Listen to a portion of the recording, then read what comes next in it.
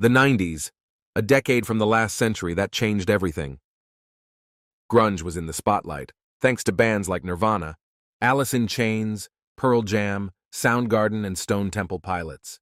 George H.W. Bush was president, and Clarence Thomas was appointed to the Supreme Court.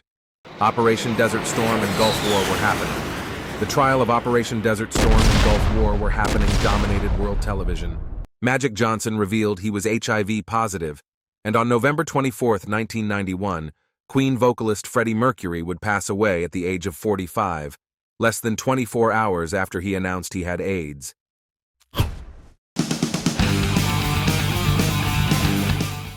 Iron Maiden were focusing on the future. They no longer looked back and didn't compare themselves to what they had done in the past. A new beginning at starting. With Bruce in command, the future would be bright for sure.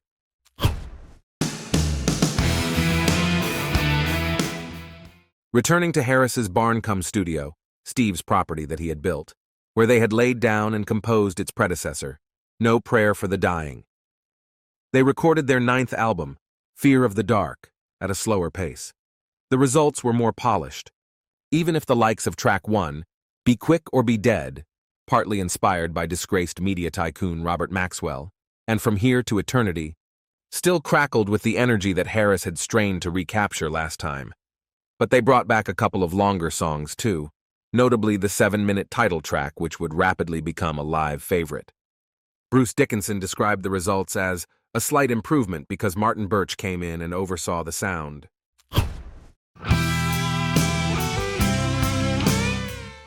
Though the record contains all the required elements of an Iron Maiden record, Bruce at his snarly best, wicked riffs, and thought-provoking lyrics, there was, undeniably, something different about Fear of the Dark, and perhaps some of it was reflective of not only the current state of the world, but also the current state of Iron Maiden as a band.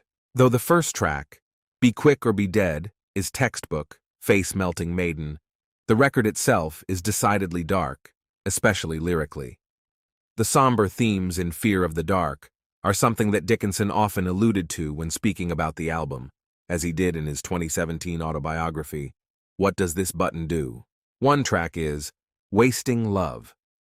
Lyrically, the song revolves around a promiscuous man who, in Bruce's words, was going to bed with people he didn't necessarily love, and the implication of promiscuity and lack of protection during sex being a fairly life-threatening activity in the 90s.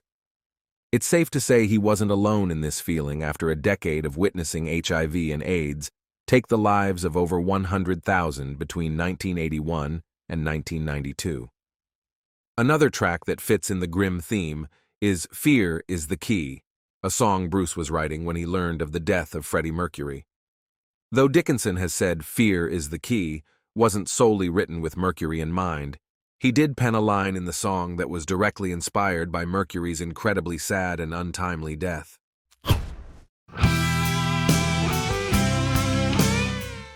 As we're talking about the lyrics on Fear of the Dark, Maiden's principal songwriter, bassist Steve Harris, didn't write the majority of the material for the album as he had done in the past.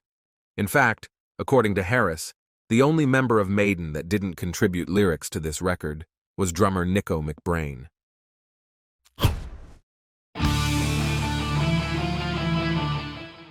For Dickinson, the words "new beginnings" would quickly translate to his departure from Iron Maiden, which Bruce announced prior to the band's Real Live tour in 1993.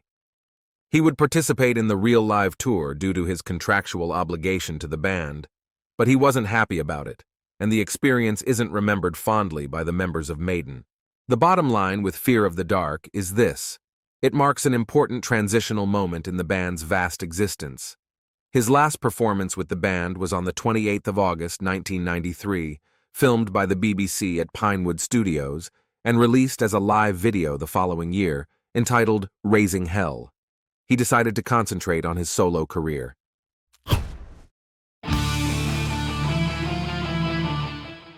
The album was released on the 11th of May, 1992, and restored Maiden to number 1 in the UK and reached number 12 in the US. In October 2011, Fear of the Dark was ranked number 8 on Guitar World magazine's top 10 list of guitar albums of 1992, became the third Iron Maiden album to top the UK albums chart, and it is the band's most successful record in North America after the inception of Nielsen SoundScan in 1991, with 438,000 copies sold as of 2008.